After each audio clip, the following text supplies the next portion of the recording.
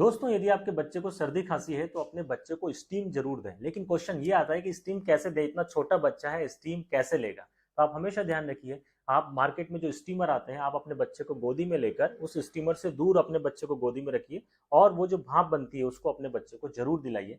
क्योंकि इससे क्या होता है, बॉडी में कफ बैलेंस होता है, जो बच्चे की नाक बंद हो रही है वो नाक खुल जाती है, इससे बच्चे को सांस लेने में आसानी होती है और बच्चे को आसानी से अच्छे से नींद आती है। यदि बच्चा स्टीमर से स्टीम नहीं ले पा रहा है तो आप सिंपल दूसरा तरीका कर सकते हैं। अपनी वॉशरूम में आप बाल्टी में गर्म पानी लें और उससे जो स्टीम बनती है, आप वॉशरूम को बाथरूम को बंद करके अपने बच्चे को गोदी में रखिए और वो जो गर्म गर्म स्टीम बनती है वो थोड़ा सा अपने बच्चे को दीजिए। इससे भी बच्चे को आराम मिलता है और बच्चे की सर्दी खांसी कम हो जाती है।